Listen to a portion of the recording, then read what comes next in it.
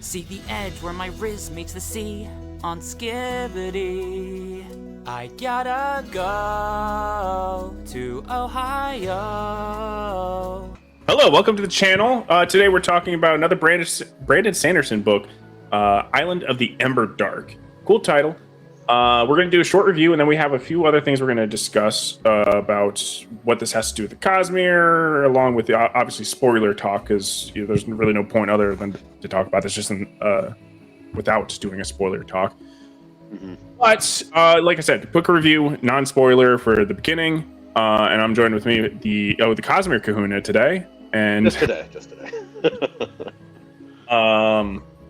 But real quick, I need to address the fact that one of my last videos, it was actually quite a while ago, that I did was right after Stormlight 5, and it was no more Sanderson. So what am I doing? Talking about Sanderson? I'm done with Sanderson. I will never read one again. I did mention that, well, I might do it for content. And there's this other thing too. It's just like, I think it's my like Ooga Booga brain, where it's just, I really like Sanderson's writing and the simplicity of it. And like the lack of pull and butt while he's writing, maybe not the best analogy for him. Especially after but no, the last book, yeah. No, I mean, what he has built with the Cosmere, I'm sucked in. I'm invested. What's that? The sucking cost fallacy or whatever? You know how many hours I spent? It's kind of hard not to care about the universe. You had to say you're invested in this universe. Oh, son of a no.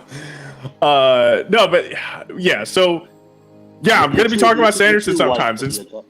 You're too white to be a cosmic shadow. We'll have to figure out what you are later. Right. And well, there's also the fact too that people really only care too much about certain books on YouTube, and Sanderson's one of them. And since it's easy for me to get into, there's so many books and everything like that I'll start, and I'm like 5 hours in, I'm like, I don't even know what the hell happened in the past 5 hours. I've just been tuned out for 5 hours.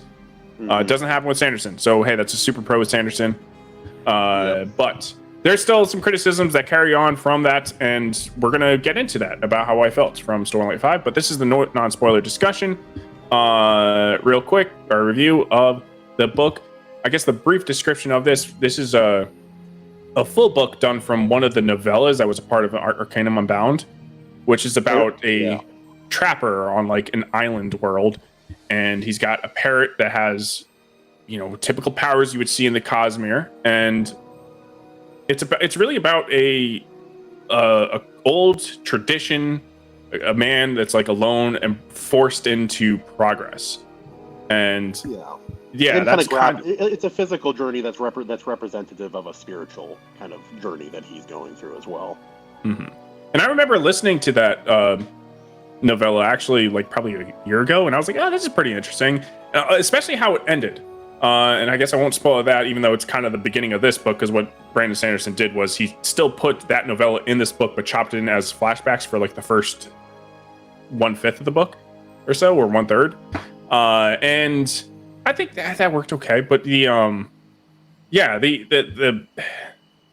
deal is that this guy grasping this concept of the progress, just waves of progress, just uncontrollably hitting him, and what the effects of that is. It's a really interesting topic, and really, this book really expands on that idea even further from the novella. So, from that aspect, really enjoyed it. Mm-hmm. Yeah, the character of Dusk, or Sixth of Dusk. Yeah. It's an interesting naming convention. Not my favorite, but it's at least different, which is more than you can say for some of the characters in this particular book. I was very excited initially because you told me, oh, let's read the new Sanderson book, and I said, okay, let me look it up. Wait, Islands of the Emberdark, an island of hot black women? No, there's nothing better. Let's get into this. Not quite what I was led to believe, but here we are.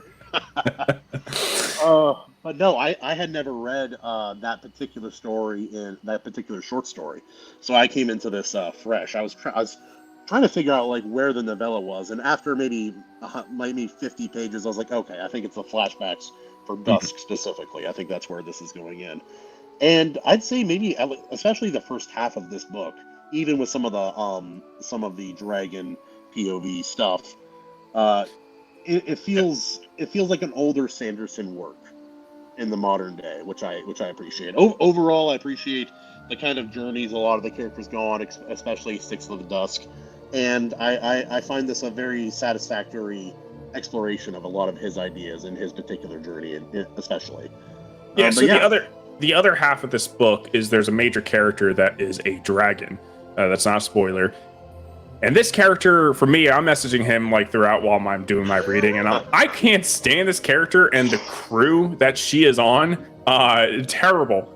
But then contrast with the other character, the Trapper, I am loving that story. So it's just like, I'm like 50-50. But then again, towards the end, the parts that character plays and the crew play, it worked kind of. Like, obviously, there's always a better way to write or a different way to write anything.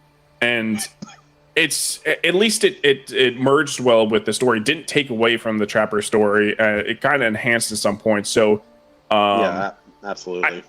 And even if that half of the story was complete trash, I'm still not like a 5 out of 10. I'm still like, this was really good. I really enjoyed it because of that.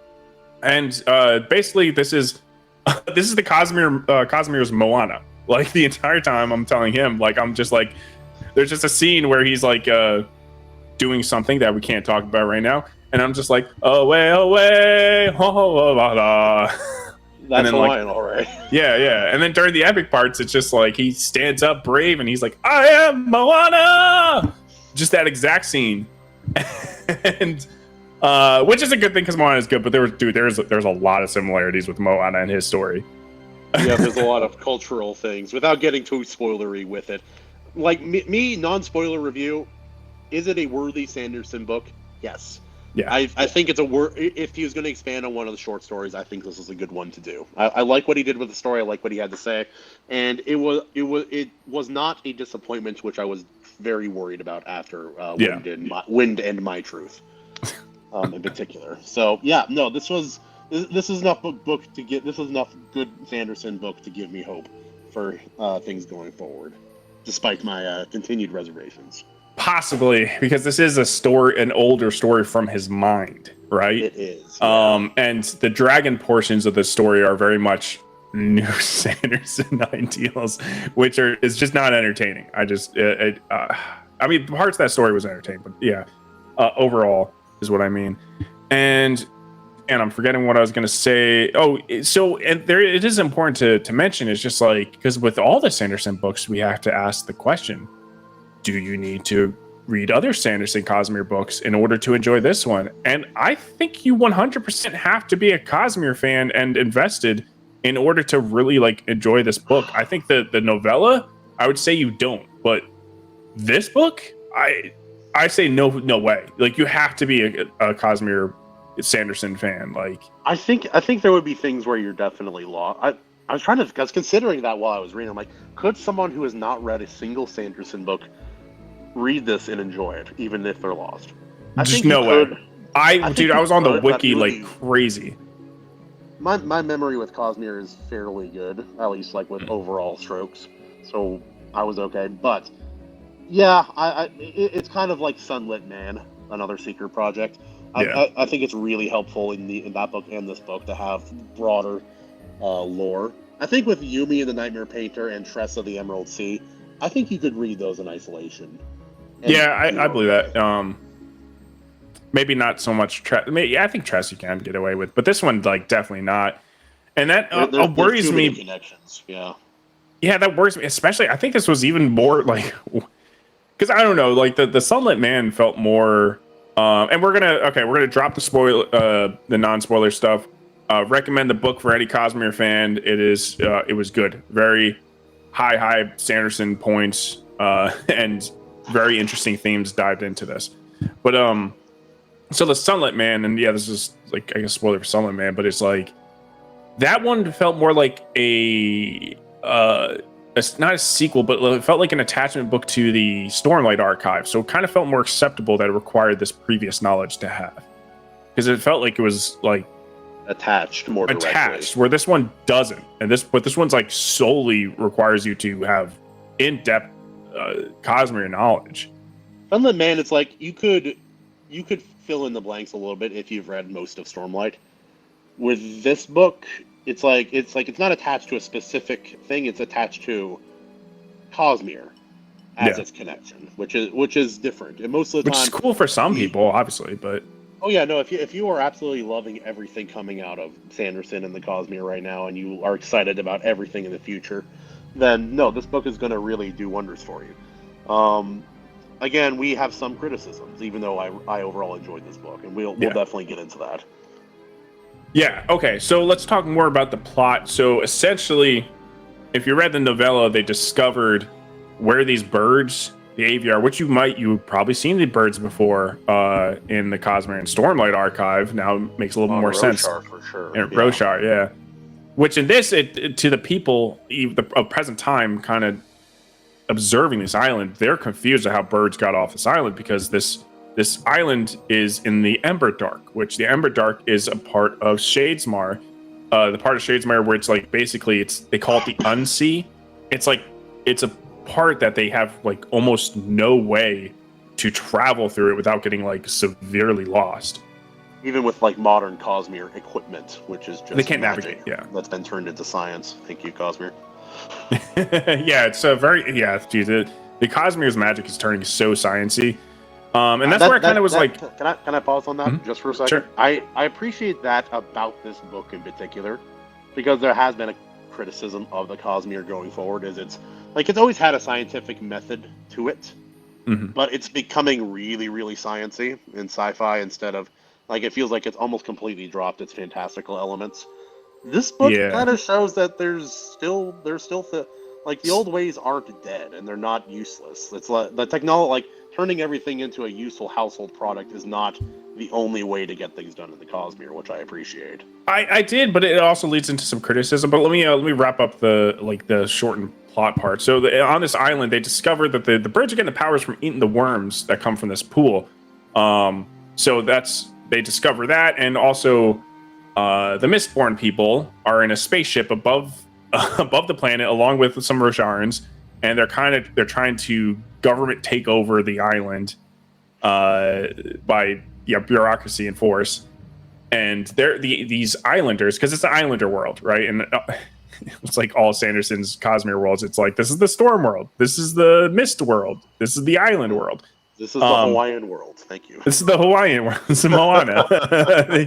And so they're trying to figure it out, because it's like they're in between a rock and a hard place, but it's like they know they have no choice. Eventually, they're going to be forced to progress.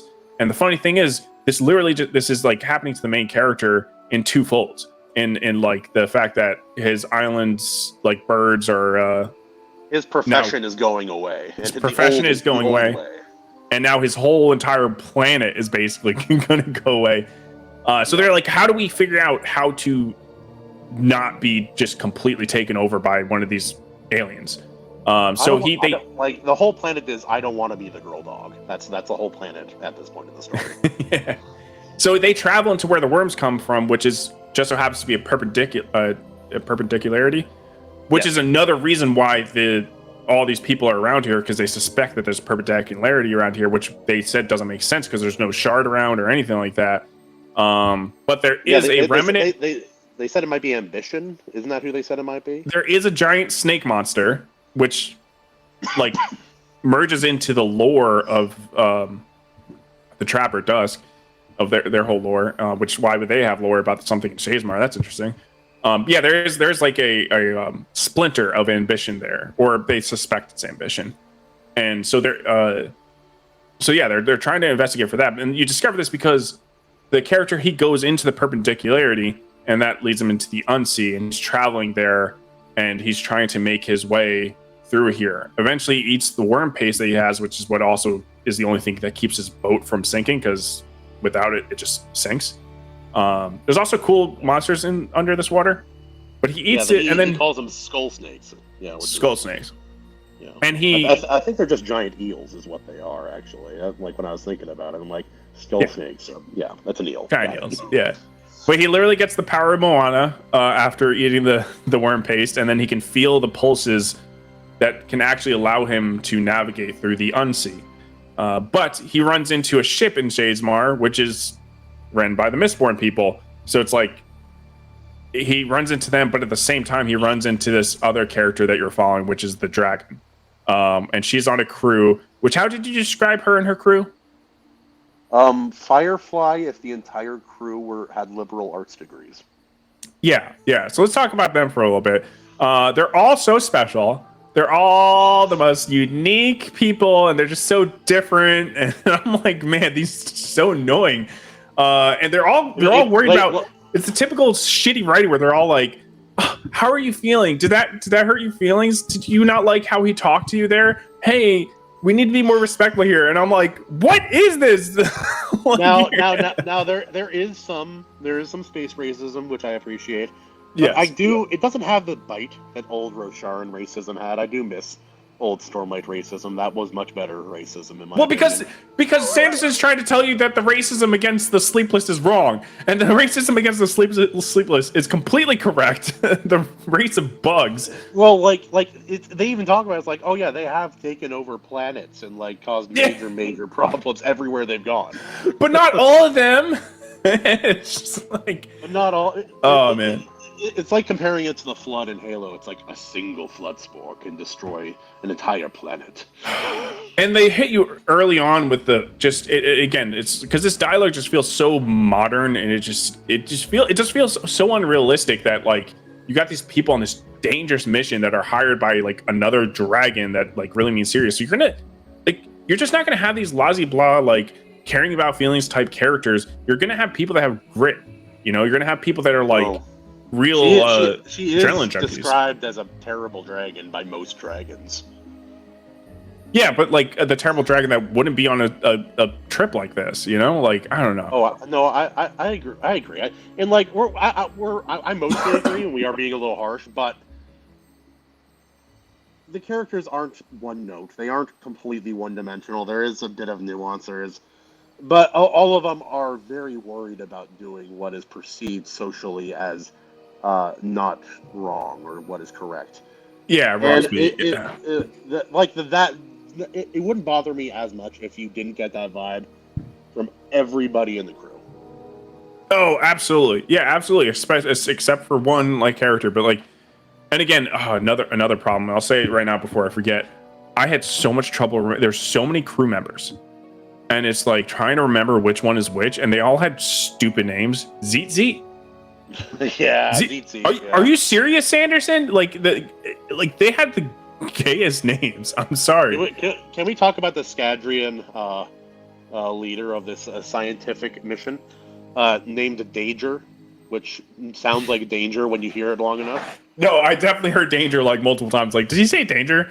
Yeah, the one that's in the unseen. That we had good narrators for this book, and they weren't Michael Kramer and Kate Redding. I like Michael Kramer and Kate Redding, but it's nice. It is.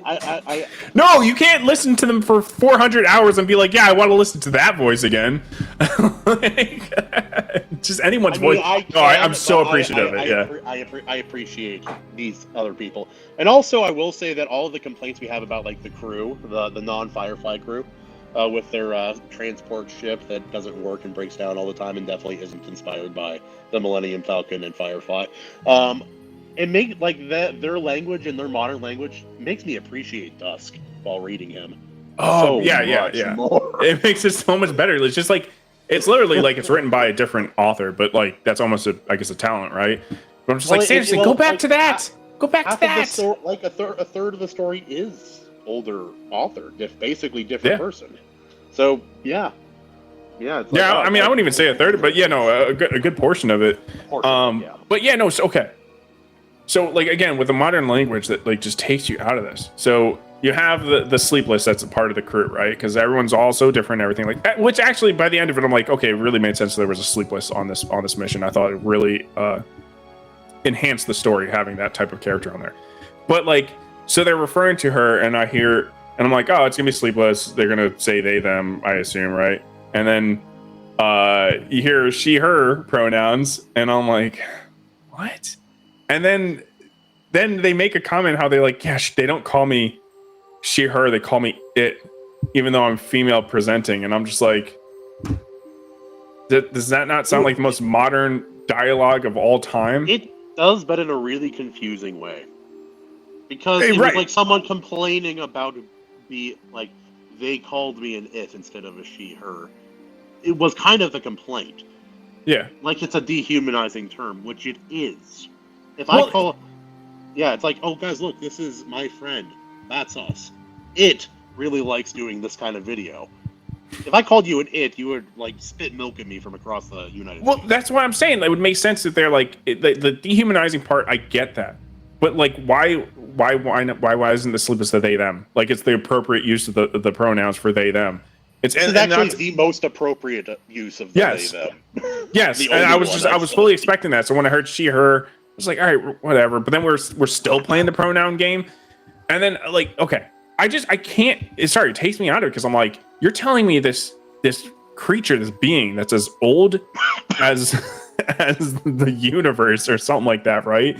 Like older than most things in the entire universe, and it's getting upset because it's not being referred to by she her pronouns.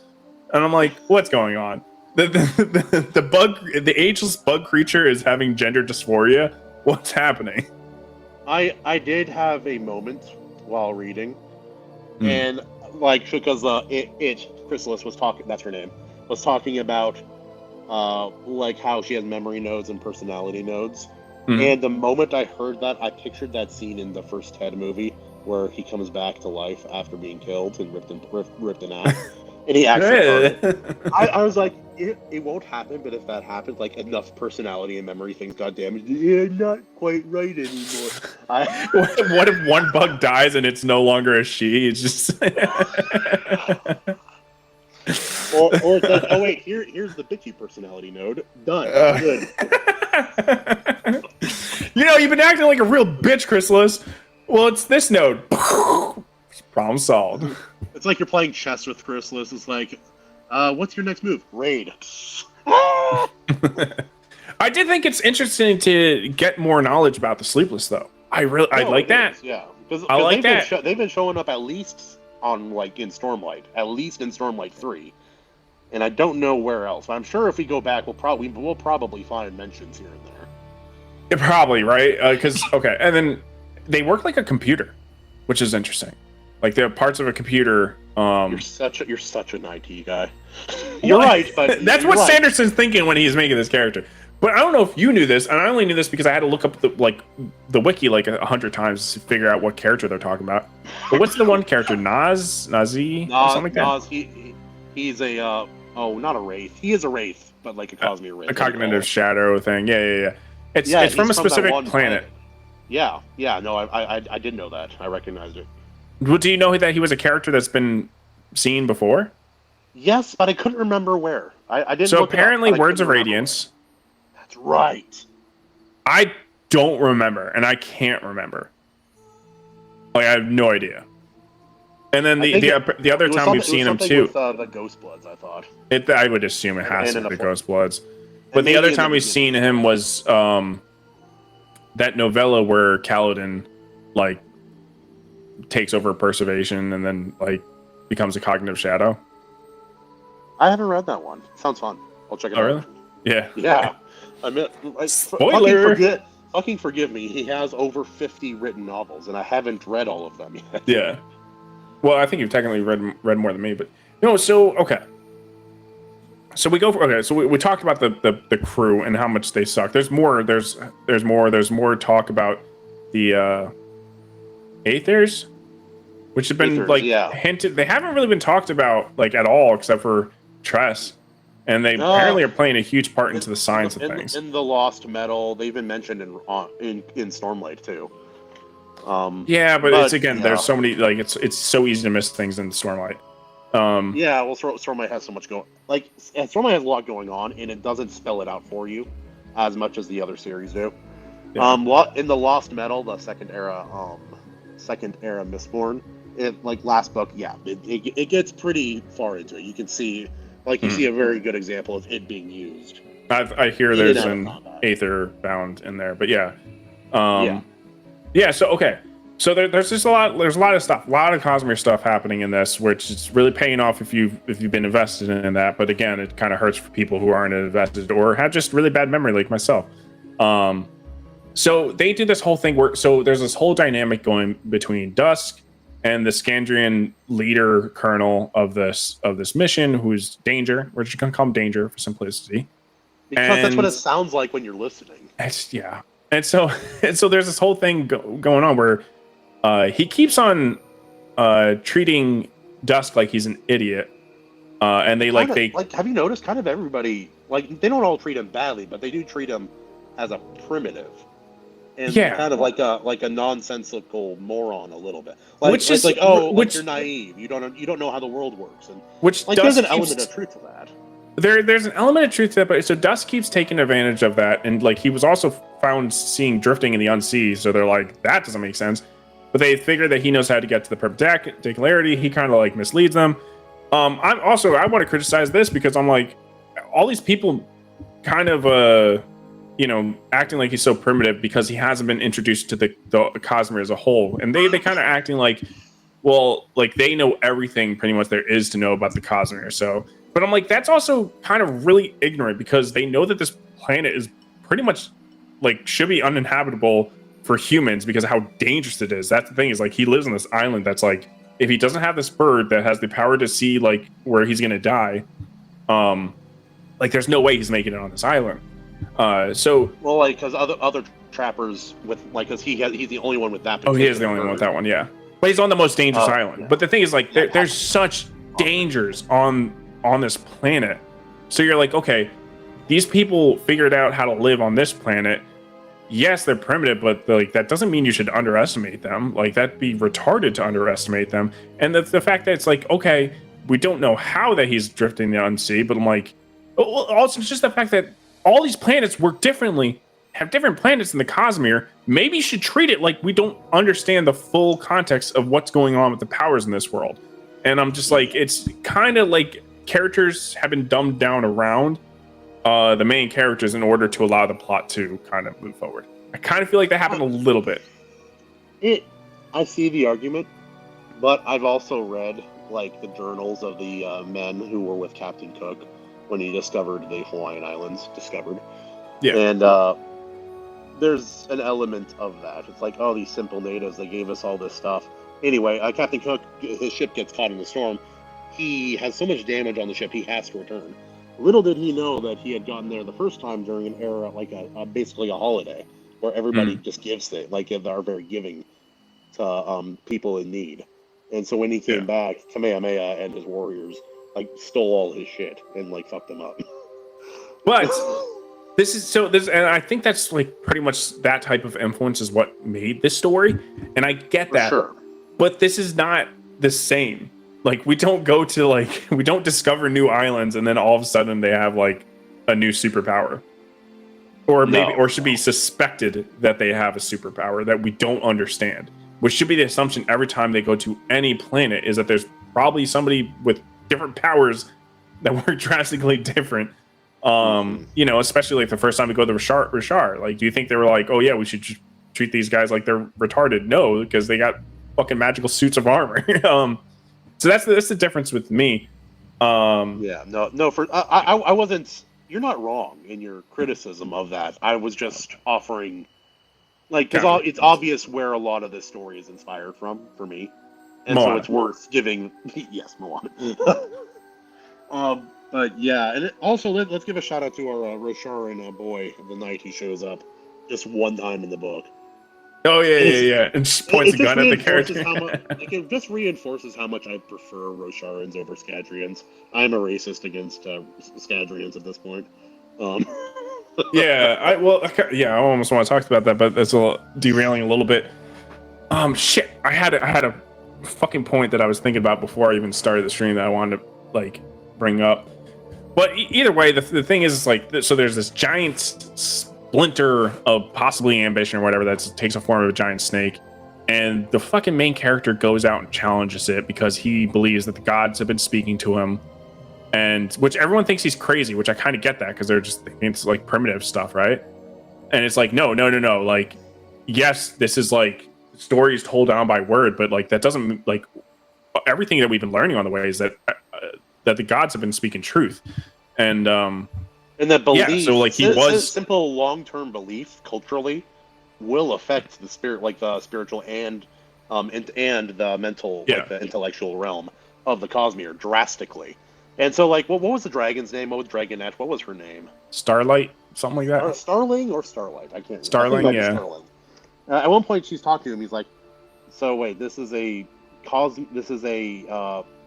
highly invested entity that is based around our stories, which are the cornerstone of our culture and cultural identity for hundreds, or if not thousands of years. How is that functionally different than the god that I've talked about?" Yes. And she's like, "Well, I guess it's not?"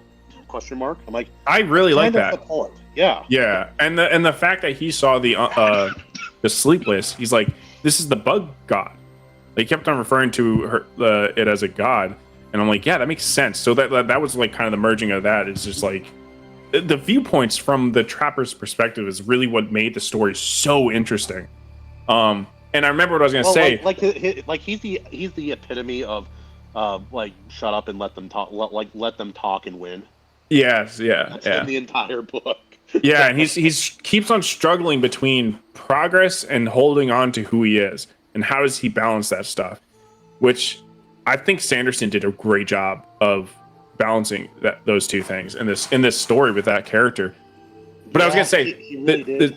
The whole island thing and everything, because I was watching a Joe Rogan episode like clip right before reading this book, and it was about a guy who kind of like does a bunch of stuff in the rainforest, and like he talks about those people who the uncontacted tribes and how insanely dangerous they are, and that they go out to try to protect the people that the guys knocking down the trees, and just like sometimes they'll show up and they're just dead. They're all dead, arrows in them, and because it's just like if they're like, you have no idea how much you are visible to these people, because like the soap in your skin and everything, they can smell that, like all this stuff, and you have no idea how noisy you are. And it's just like, it felt like that this was like that uncontacted tribe type of character, where it's just like they live in the jungle, and the jungle is this like thing not meant for humans, yet somehow some humans have figured out how to live there. Yeah, 100%. And it's like this place is so like there is something about old world simplistic toughness and belief that has an enduring quality that modern comfort and belief systems simply cannot abide. Yeah, and that's where a lot of conflict comes into this kind of story, because like even on his own planet, he's kind of he's a weirdo essentially. A little bit, yeah. On his own planet, it's an old tradition. Like you're still living on the island, But a necessity it would be like if Hawaiians were still whaling. Like with canoes. Right. Well, wonder how you can make that a comparison. No, so basically he goes and challenges the entity, this big entity, and by surviving, he wins, because that is the test that his god was placing upon him. And he also discovers that like previous generations, that they used to sail the unsea way before. This is just like Moana. When she discovers that her people have been sailing island to island. It's literally the same, but let me tell you one way it's different. It's still cool. Also still the same. He is Maui and Moana. Yes. He is both. Yes, yeah. No, I do. I like. Look, that's a good thing. You're always going to have similarities, and I wonder if even Sanderson even think of that. And he, like, somebody points it out, and he's like, you know. I need to get Art of Dusk so I can like edit it onto that scene in Moana, just for giggles. Oh yeah. No, so yeah, he takes it, and so he's got the guardian of the perpendicularity, which everyone's after, because they're like, oh yeah, this is also strategically placed, the planet in the Shadesmar between Roshar and some other places, so it's like a strategic advantage to get control of this place. But because of the main character actually being invested from the worm paste, he ends up being like the key to keeping their planet from being taken over, because they now are able to supply guides to go through the unsea, which they're super valuable now. Way more important than just a simple place, like a simple safe spot in the darkness. It never had a way. I have a theory. It's not even a theory, fully fleshed out theory, but you know how like everyone they mentioned they suspect it might be a splinter of like Ambition or a hub, Yeah. a previous hub. I want Valor is missing. I know, What if yeah, this but I is- feel like we would. It's too different to be Valor, I think. But it is Yeah, weird but- because the powers. I don't know. The powers don't really ever always reflect really what the thing is, and Well, the the splinter power, or shard.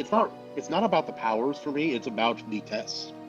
It's Mhm. what did Patchy, the father, and what did Kokobon have to go? Like, what did they have to do? They had to. Really had nothing to do with brave. ambition. I'll tell you that much. Yeah, it wasn't about ambition because there was very little About gaining. valor. It was just Yeah, it was about being brave, which is valor. it could be like Like, for Valor. the sake The of- shard took a different form or something like that. I'm no, not saying that the is- shard is there, but it's something I noticed while I was reading. Yeah. No. I'm like kind of theorizing with you, but no, it is interesting. So, and it's also discussed that like you can't just eat the worm paste and become a whatever they're calling them, these wayfinders or whatever. Away. I am Moana. No, so you have to like grow up with the island. You have to run through the trials of the gods that are still there. So it's like there is no kind of You're getting not- rid of you're that not culture Hawaii- completely. Joe, you're not Hawaiian. You wouldn't get it, okay? It's not your culture. You wouldn't get it. You Yeah. can't feel the currents in the ocean like I Can't feel the currents, bro. Why is it warmer here? Anyway. No, so it was really good, interesting, and all that stuff was really cool. It's just I wish the crew, and I've said it every time Sanderson does like a nautical ship with a crew, which is I guess this isn't nautical, but it's still a ship and a crew. It's always his worst. I always hate it every time. Tress was right, but like typically when he does that stuff, I'm like, just stop. I hate it, and it just I don't know why. And he loves it. I can tell he loves it. Yeah, you can definitely feel, and like he's like the universe, the Cosmere is moving more that direction Yeah. for sure.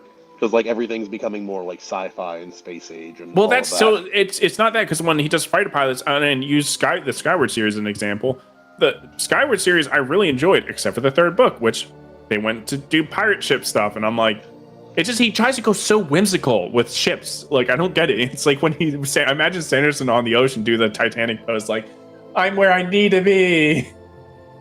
I do wonder if he really likes the ocean, or maybe he just like he has a collection of pirate and nautical short stories. That He loves and the his ocean. friends He wrote. loves the ocean. I don't know him, but I know him. But is it a love like from a distance because he lives in Utah and doesn't live at the like? I wonder how He lives in Utah for a different reason. He's a Mormon. I know you don't have to say the quiet part out loud. I'll find us anyway. Is there anything more we want to discuss with the story plot, the characters, or anything like that, or we could kind of like wrap up that portion of the discussion? This overall, the bad characters weren't so bad most of the time that I wanted to put the book down, and the bad characters did help me appreciate the direction of the story and Dusk all the more. Yeah. So in a weird way, even the bad parts of the story helped me appreciate the story. That's true. Also, we forgot to mention Wit's in here. And I didn't more- mind him being there. The more I see of Wit, the more I don't like him. I used to really like him, but I think Sanderson, it's just the things that Sanderson really cares about, I think I start to just hate. Because he's just like, hey, you guys like Wit? We're like, yeah, we like Wit. Wit's really cool. He's like, yeah, like, but do you really like him? Like here he is again. He's really cool, guys, right? He's like, yeah, he's still cool. He's like, oh yeah, but look what else? Look what else? Like he's the most important thing in the world. Is this the Pedro Pascal effect with Wit? Yeah. But I'm just like, the more special Wit becomes, the more I'm kind of like, he's uninteresting. You know what I mean? I do appreciate that we've actually met characters older than him. Because like for a long time it was implied that he's like one of the oldest of creatures. And he is. They still mention it, because like, especially with his memory, like who's older than Wit right now? Frost, her uncle. Her Starling's uncle, which we know nothing really about. We know that he's a white-haired dragon. Yeah. Oh, he dropped out. I'm sure he'll be back in a second. But yeah, I mean, the Wit has been annoying, right? For me, at least. And it's just like the peak Sanderson humor, which I used to think landed, and it's just now it's just not. It's just, I think a character like Wit needs to have mystery behind him, and the more we learn about him, the more that mystery's gone. And I get, of course, at some point we have to like learn about him, but I think it should have been set up more when we do finally learn about him. It's way quicker, and then maybe he gets like taken out of the story for a while. But in case Kahuna doesn't come back, I'm gonna do a little wrap up right now. Well, you guys should actually mention either way. Subscribe to the channel, please. You've made it this far. You listened to me, and you are retarded for listening this far, unfortunately. But that's cool because we're on the short bus here. Subscribe and join wherever you see on the short bus is the backseat. That makes you the cool guy kid sitting in the backseat. Cruising down the highway, never busting loud. On a short bus, we're the kings of the crowd. Come on and join us. Every seat is the backseat. Special ed.